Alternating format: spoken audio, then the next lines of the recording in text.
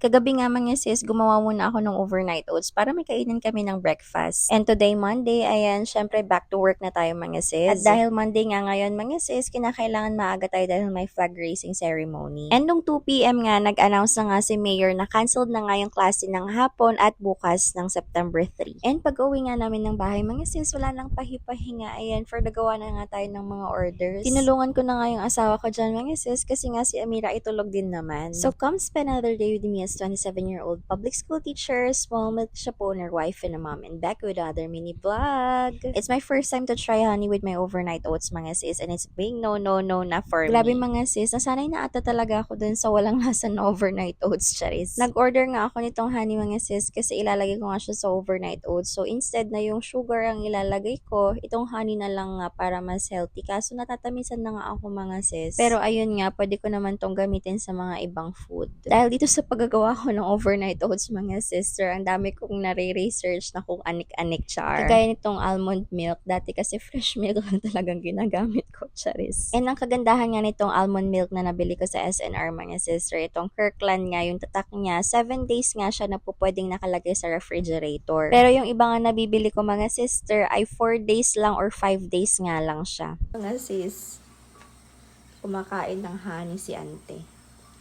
So, ayun, kinabukasan nga mga sister, syempre Monday, back to work na tayo. Buti nga hindi pa nga umulan yan mga sis, kasi nga nakamotro lang kami ng asawa ko. Noong mga oras na to mga sis, wala pa nga nakataas na tropical cyclone wind signal sa Pangasinan. Kaso, sobrang dilim na nga, diba? And ayun, syempre Monday nga ngayon mga sis, kinakailangan mag-pass ng DLL, kaya ayan, for the print na ako ng DLL ko. And ayan, 7 o'clock nga yan mga sis, naghihintay na lang ako ng flag raising namin ng 7:15. Kaya nag-prepare lang muna ako ng ibang gawain, kasi after ng flag raising ay may first subject nga ako. And ayan, nag-check na rin ako ng PowerPoint na gagamitin ko. Baka hindi ko na-save char. And chinek ko rin kung na-save ko rin yung mga activities na gagawin ng mga estudyante ko today. Wala na nga akong vlog sa loob ng classroom mga sis. Kasi nga nakakalimutan ko talaga mag-take ng videos. And yung ibang clips dito mga sis, after class na nga yan. And I'm preparing activities sa mga iba kong classes since I have 3 preparations, diba? Etong patungan ko nga ng baso mga sis, ayan, naging ano na siya, naging pabigat na dyan sa may certificate.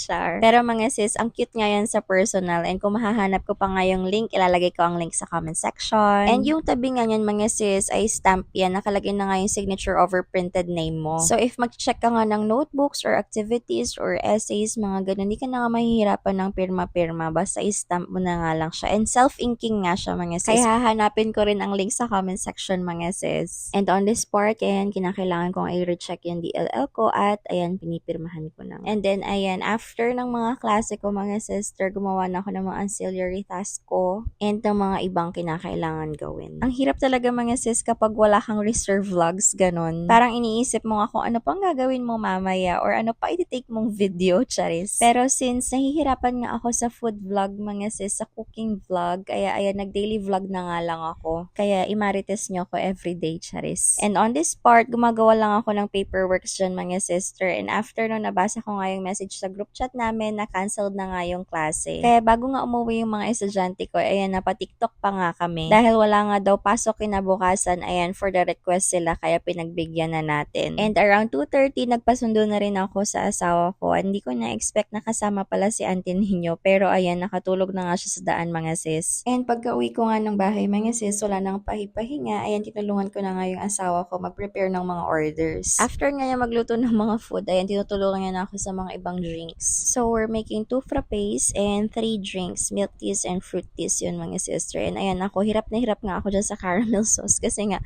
nasa ref yan mga sister. Kaya ayan, for the hirap na hirap nga akong pinirit-pirit yan, charis. So, after nga namin nagawa yung naunang orders mga sister, ay nagpe-prepare naman ako ng taro milk tea. Bukas nga mga sis, kapag hindi ako busy, maghahanap nga ako ng perfect spot dun sa may shop kung saan ko nga ilalagay itong cellphone ko. Kasi nga kanina, nung may order na, hindi ko alam kung saan ko ilalagay yung cellphone cellphone ko, charis. Kaya usually ganitong angle nga lang mga sis kasi nakasandal siya sa may speaker, o diba? And kapag ita-tripod ko naman mga sis, medyo masikip kasi dun sa may pinagtitimplahan namin and medyo kapag may tripod pa, medyo ano pa siya, agaw space pa. Kaya ayun, maghahanap tayo ng medyo maliit na tripod at saka ng magandang angle para kapag may orders, may magagawa tayong vlog mga sis. At saka isang reason kung bakit hindi ako nakakapag-vlog nga ay dahil gusto ko mabilisan nga yung paggawa ng orders mga sis. Minsan natataranta ako, nape-pressure ako, dapat matapos na agad, ganon. So while gumagawa nga yung asawa ko dyan ng drinks mga sister, ako prepare ko na nga ilagay sa plastic yung mga naunang orders. And syempre for the compute na nga tayo at message sa may umorder para mag-pick up. Sa afternoon, iniwan ko na rin yung asawa ko dyan mga sis kasi kaya na ang sarili niya, charis. Dahil iniwan ko nga sa taas si Amira mga sis kasi nga ang sarap-sarap ng tulog ni auntie ninyo. Dahil tulog nga si Amira mga sis, ako dyan sa tabi ay busy nag-i-edit at nag-voice over ng vlog ko ngayon. Thank you so much if nakaabot ka nga sa part ng vlog ko na ito. Favor naman mga sis, please do react. Patapusin nyo yung video na to without skipping the ads and leave a comment, share this video. So ayun lang for today's video mga sis. Thank you for watching. Bye!